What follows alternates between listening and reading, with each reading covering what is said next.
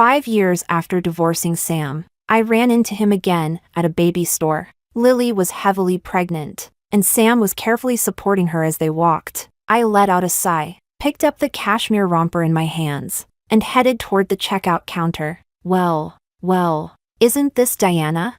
Can't even give birth to a child yourself, yet you love hanging around baby stores so much. I didn't turn around and kept walking toward the cashier, but Lily refused to let it go. She tugged Sam along and hurried over in front of me. Honey, look, your ex-wife is so desperate for a baby she's practically lost her mind. Why don't you just pay for it for her? Under the gaze of the clerk, Sam looked embarrassed, but he still pulled out his bank card. No need. I have my own money. Being rejected made Sam furious and humiliated. He suddenly grabbed my shopping bag. And where do you think that money came from? From taking my assets in the divorce. What are you so smug about? Chapter 1. Lily looked like a proud peacock. She clung affectionately to Sam's arm, chin lifted high. She sized me up from head to toe, her gaze deliberately lingering on my flat stomach for a few seconds. The smug curve of her lips stretching almost to her ears. She shook Sam's arm, her voice so saccharine it could drip water. Honey, look, Diana likes this outfit so much. Her eyes are practically glued to it. How about you buy it for her? It could fulfill her dream of becoming a mother. Look at her, she's kind of pitiful. I looked at her, at that carefully made-up face, now completely different from the plain look she had back when she was just an assistant. Sam still looked impeccably polished, dressed in a custom-made suit, the Patek Philippe watch I'd given him still on his wrist, his hair meticulously styled. Every inch of him screamed successful man, yet the moment his eyes met mine, a flicker of awkwardness still crossed his otherwise expressionless face. I couldn't be bothered to waste words on them. As I turned to leave, I could still hear Lily behind me, endlessly complaining to Sam about something. But Sam was just staring straight at me. The car drove smoothly along the overpass, watching the familiar scenery flow past outside the window.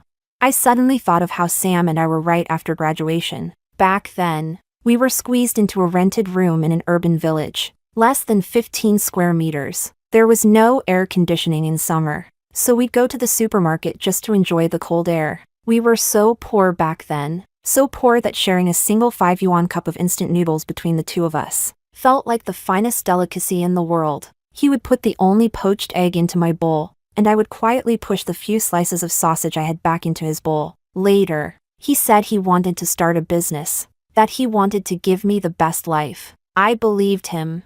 I gave him every bit of the inheritance my parents had left me. That was our only startup capital. The company was called SD Technology. It was made up of the initials of our names. Those years of starting the business were the hardest years of my life, and also the happiest days I ever had. Chapter 2. I stayed up with him through countless sleepless nights, revising proposals in front of the computer until my eyes were red and swollen. I sat beside him at drinking tables, blocking glass after glass of strong liquor for him, drinking until my stomach bled and I was rushed to the hospital. I waited with him, just for a contract worth a few $100,000, standing outside the client's office building for an entire day. Back then, we had nothing, and yet, it felt as if we owned the whole world. SD Technology succeeded. From that tiny rented room barely over 10 square meters, we moved into the most prestigious office building in the city center. The company grew bigger and bigger, like a snowball rolling downhill. Sam became what people called a young and promising boss, and I chose to step back.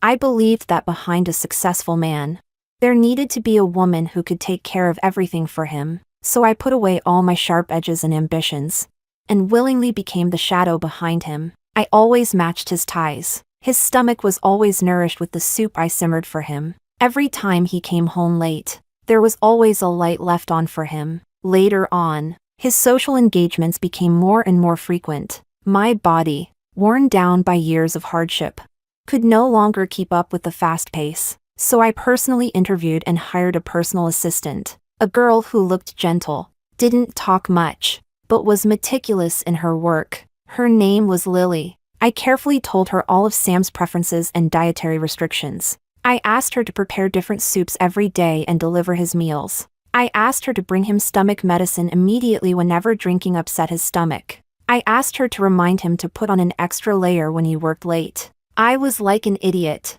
With my own hands, I slowly placed another woman into Sam's life. I told her to take good care of Sam's daily needs, but I never expected that she would expand the scope of care, from his stomach to his bed. Sam and I got married right after graduation, but our wedding wasn't held until after the company went public. Life after marriage was comfortable, yet it gradually lost its original flavor. The biggest issue was children. After many years of marriage, my belly showed no signs at all. Sam's mother was an elderly woman from the countryside, poorly educated, and she cared deeply about this. At first, she only hinted at it indirectly. She would sigh meaningfully during meals. "Ah, the wife next door just gave birth to another big baby boy. I wonder when I'll finally get to hold a grandchild." Later, when I showed no reaction, her words became sharp and cruel. "Diana, is there something wrong with your body? You should really go to the hospital and get checked."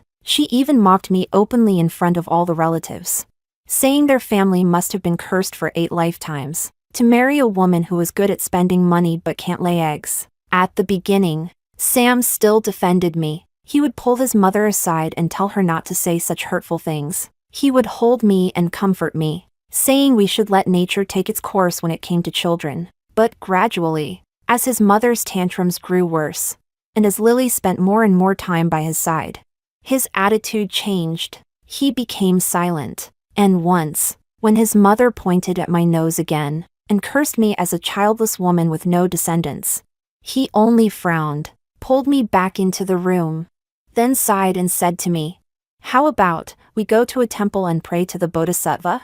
Chapter 3. At that moment, as I looked at him, for the first time, I felt as though a crack had appeared somewhere deep inside my heart. Around that time, several long-time employees at the company who were close to me had hinted to me more than once, "Diana, you really should come back and check in more often." That new assistant, Lily, she's not simple. The way she looks at the boss, it's exactly like how you used to look at him back then. I didn't take it seriously. I thought they were overthinking it. I even treated it as a joke and told Sam about it. "Hey, don't you think they've watched too many palace drama shows? I see her every day. Why haven't I noticed anything special? She's just a young girl. What kind of bad intentions could she have?" At the time, Sam was reading documents. When he heard that, he didn't even look up, only replied calmly with a soft mem. "You taught her well. That Lily girl really is quite good. She has some of your old style, efficient, perceptive. For some occasions later on, I want to take her along more. Let her gain some exposure. That way she can help you shoulder more of the workload in the future." I believed him. Because of those words, I even felt a bit more genuine appreciation and sympathy toward Lily. I knew her background. Her parents had died in an accident, and she came alone from a small town to fight her way into the big city. Too similar. She was practically another version of me, so I taught her almost everything I had. I passed on, without holding anything back, all the experience I had gained over the years of struggling in the business world. How to read contracts, how to negotiate, how to survive at drinking tables, protecting yourself while still closing the deal. Lily was indeed smart and picked things up quickly. Before long, in one of the company's most important projects, she played a crucial role and successfully secured a deal worth hundreds of millions. The company held a grand celebration banquet, but halfway through the event, I realized that Lily and Sam were both gone. My heart suddenly skipped for no reason. I searched the entire banquet hall but couldn't find them anywhere. In the end, driven by some strange impulse, I walked to the door of Sam's office. The door was slightly ajar. From inside came the sound of the two of them talking. "So how did you get the other side to give in on that final supplementary agreement?" It was Sam's voice, carrying a hint of admiration. I just did what Diana taught me, first flattering them, then finding the most insignificant loophole in their contract and scaring them a little. Lily's voice sounded somewhat muffled, as if she had something in her mouth. Yet her words were filled with barely concealed pride. "Well done," Sam said sincerely. "You really do have some of Diana's style from back then. It's all because Diana taught me well." Lily immediately and modestly pushed the credit onto me. "Without Diana, there wouldn't be a me today, listening to them talk about me inside. I couldn't help but smile, and reached out to gently push open the half-closed door. What are you chatting about that's so lively? But the very next second, the smile on my face froze completely. Chapter 4. Inside the office. Sam was leaning back in his large executive chair, and Lily was curled up entirely under his desk. When she heard my voice, she jolted like a startled rabbit and slammed into the desk. She stumbled and scrambled beneath it, while Sam jumped to his feet in a panic. In that instant, my stomach churned violently with nausea. What are you doing? A flash of panic crossed Sam's face, but he quickly regained his composure. He frowned. Diana, why did you come in without knocking? Lily had already recovered as well. She immediately burst into tears. Diana, please, don't misunderstand. I accidentally dropped my earring under the desk. Sam was just helping me look for it. I couldn't hold it in anymore. I rushed forward, about to slap that disgusting woman. But before my hand could reach her face, smack! A sharp, resounding slap landed brutally across my face. It was Sam. He actually hit me to protect her. At the office doorway, colleagues who had rushed over after hearing the noise all sucked in a sharp breath. Sam looked at me with not a trace of guilt in his eyes, only impatient anger. Diana, have you caused enough trouble already? Have you been stuck at home for too long, imagining things? Lily is a trainee you and I trained together. How could you doubt her like this? That slap was loud and crisp. It didn't just stun me. It stunned everyone standing at the office door. The entire world seemed to have been muted. I didn't say a word. I just looked at him, at the man I had loved for 8 years. The man I had accompanied from absolute nothing to immense wealth. And he had slapped me in front of the entire company. For another woman. I turned around and, under the complicated gazes of everyone, slowly walked out of that office that made me feel sick and suffocated. Not long after I got home, Sam rushed back as well. The moment he walked in, he tried to hug me. Diana, I'm sorry. Just now, I really acted on impulse. I had a bit to drink. I didn't mean it. Expressionless, I avoided the hand he reached out. Why?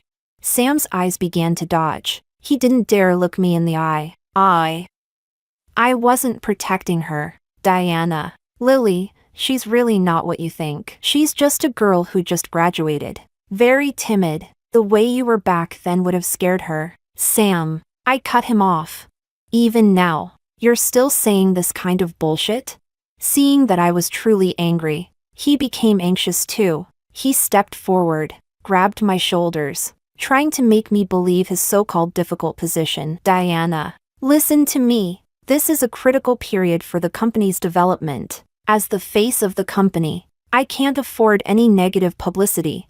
Think about it, if today's incident got blown up, how would people see me? See our company? All these years of hard work. I looked at him, at that face full of sincerity and helplessness. Suddenly, I felt exhausted, disgusted. It didn't take long for me to learn the truth. Why he had been so out of control that day. So desperate to protect Lily. It wasn't for any damn company future. It was because Lily was already pregnant. That day, I was in the kitchen making dessert. When the doorbell suddenly rang, Lily stood there, crying her eyes out, clutching a crumpled ultrasound report, and Sam stood behind her, his expression complicated, completely at a loss. That night, he asked me for a divorce. He didn't dare look me in the eye. He just lowered his head. Diana, I'm sorry. My mom, she's getting old. She's always wanted to hold a grandson. Our family can't end without an heir. I didn't cry. I didn't make a scene. I only calmly asked him one last question. Sam, are you sure that child is yours? Chapter 5. He suddenly lifted his head and looked at me as if I were being unreasonable. Diana, how can you say something like that? Lily, she's not that kind of woman. At a time like this, are you really going to keep making trouble for no reason?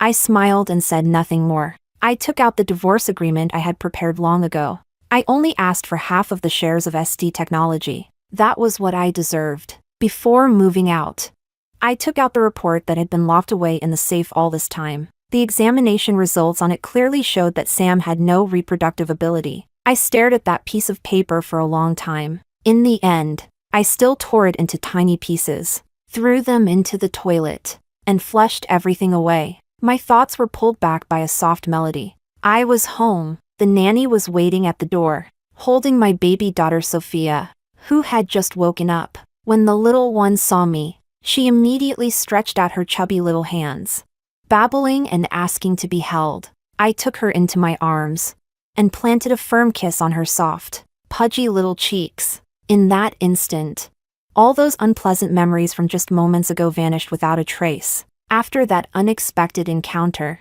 I thought that was the end of it. But a few days later, Sophia developed some small red spots from Rosella infantum. Although the doctor said it was nothing serious, I still couldn't feel at ease. So my husband and I took her to the hospital for a follow-up. After leaving the doctor's office to pick up the test results, in that corridor packed with parents and children, I ran into the two people I least wanted to see again, Sam and Lily. Lily's postpartum recovery didn't seem to be going very well. She looked swollen and worn out. In her arms was a sickly-looking baby boy, while Sam followed beside her, holding a large mommy bag, his expression anxious. Lily saw me too. She froze for a moment, then that familiar sharp smile appeared on her face again. "Oh, Diana?"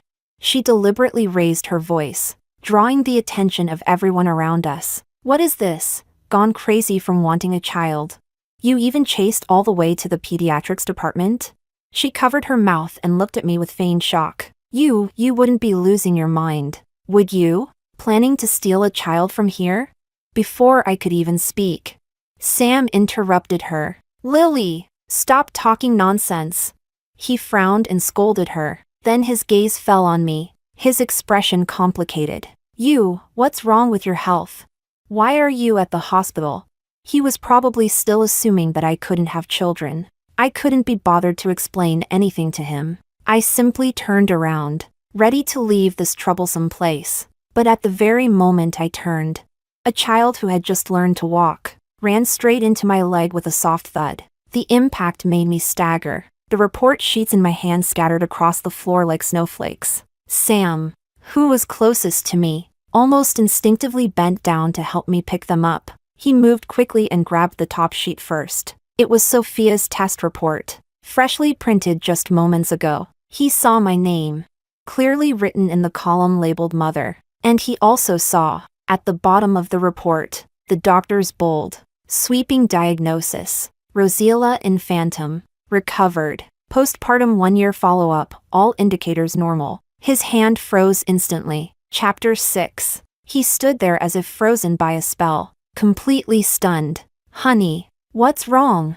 Lily, holding the baby and seeing that he hadn't moved for a long time, walked over impatiently. She saw the report as well. Her pupils shrank sharply. "Oh my God. Honey!" Like a cat whose tail had been stepped on, she suddenly screamed. The baby seems to have a fever again. We need to find a doctor. Now."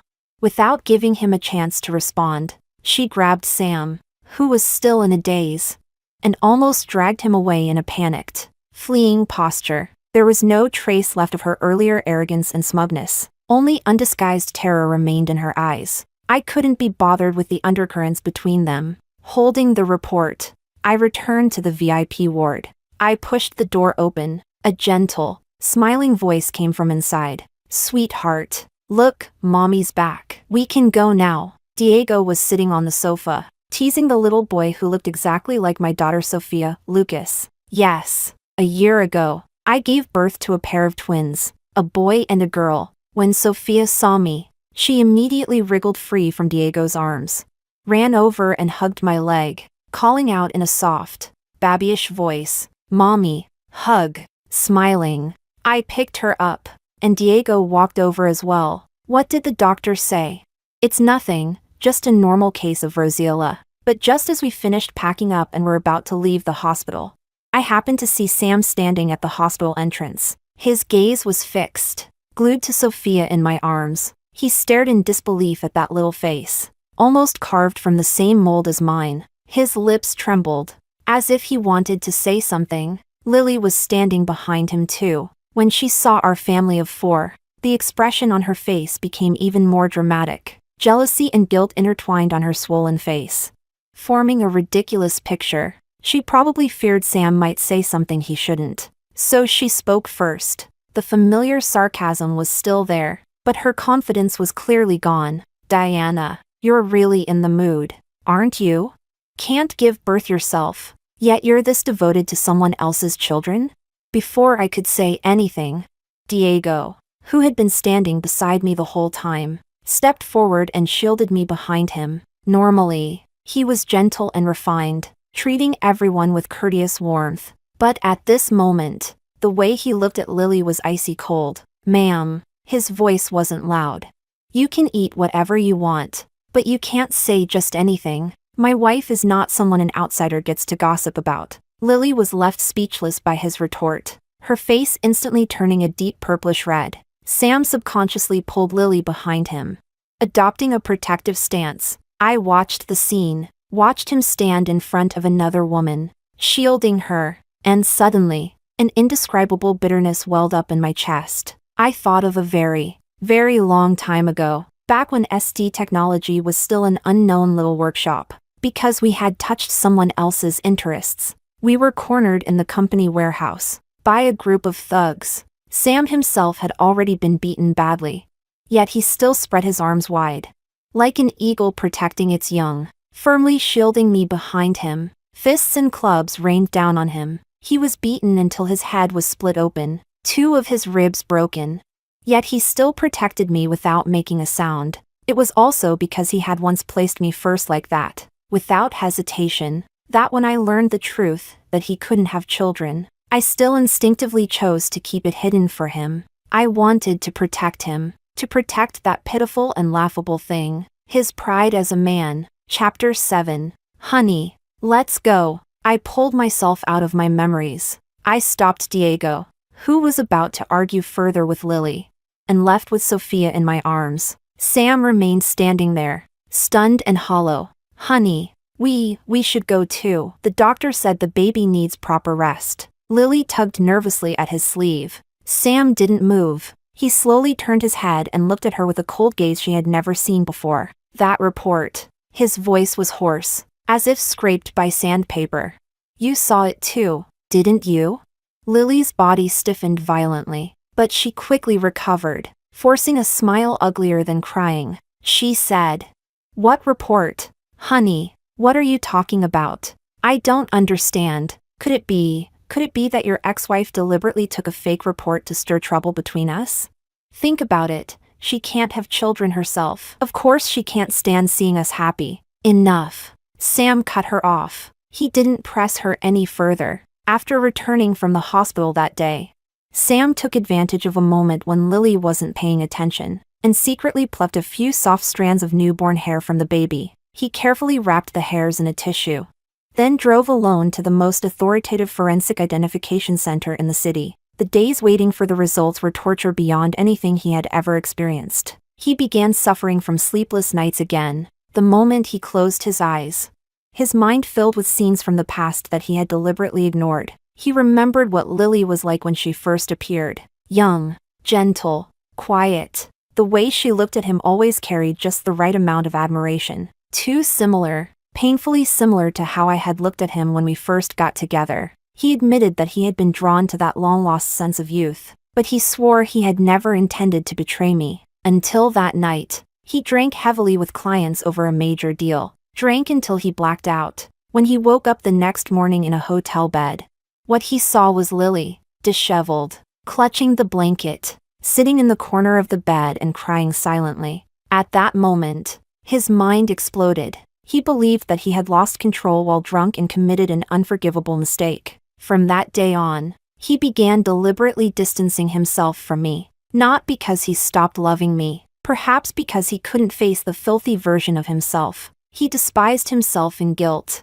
yet couldn't stop growing closer and closer to Lily. So when Lily later appeared before him holding that pregnancy report, he actually felt a strange sense of relief. He truly wanted a child. He wanted to use a child to make up for what he owed his parents, And he also wanted to use this so-called responsibility to lessen the crushing guilt weighing on his heart. So he chose the simplest and cruelest path. He chose to divorce me. The day the test results came out, it was raining heavily. Sam sat alone in his car, staring at those few thin pages of paper. Excluded biological relationship. Those cold words stabbed straight into his eyes. So it had all been fake. His son was fake. Lily's victimhood was fake. And the responsibility he thought he was taking was nothing more than a carefully woven, ridiculous scam. And he was the fool who had been played mercilessly. He drove back to the place he once believed was home. He didn't explode. He didn't lose control. He simply placed the paternity test report calmly in front of Lily. Then he said just one word to her.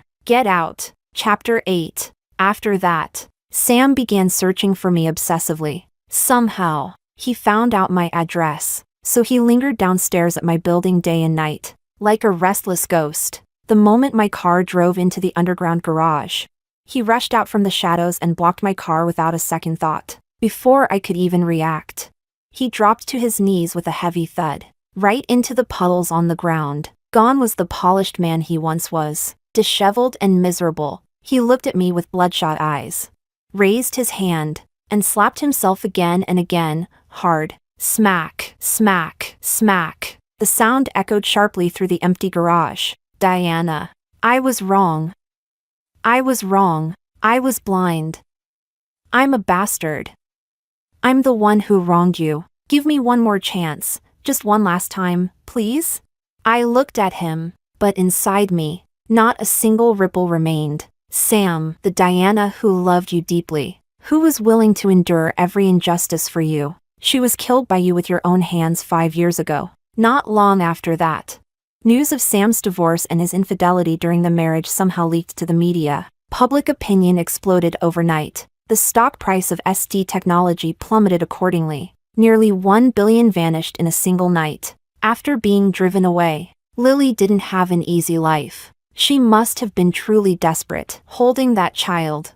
She went looking for the child's biological father. That man was another wealthy benefactor she had latched onto, richer than Sam, and far more ruthless. The outcome was predictable. Not only did she fail to get a single cent, she was publicly humiliated by the man's legal wife, who brought people along to shame her in public. The scandal spread everywhere. Within that social circle, she became a complete joke. In the end, she had no choice but to crawl back to Sam, holding the child. She knelt outside the SD technology building, crying herself hoarse, trying to win Sam back. But this time, Sam didn't even show his face. He simply had security chase her away with insults. After that, news of Sam seemed to disappear entirely from the circle, and SD technology, which once carried all our blood and sweat, quickly faded from its former glory into complete obscurity. 1 year later, I held a grand birthday party for Sophia and Lucas.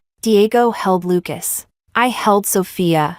As we received blessings from friends and family, my gaze casually swept across a corner of the banquet hall, and then I saw someone who shouldn't have been there. It was Sam.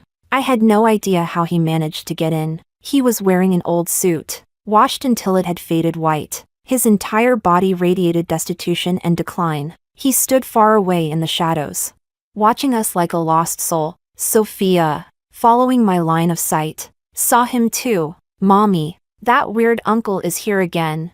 I withdrew my gaze and gently turned, blocking Sophia's view. We won't pay attention to him. Let's go far away. Diego walked over and gently wrapped an arm around my waist. I smiled at him. It felt as if my truly happy life had only just begun.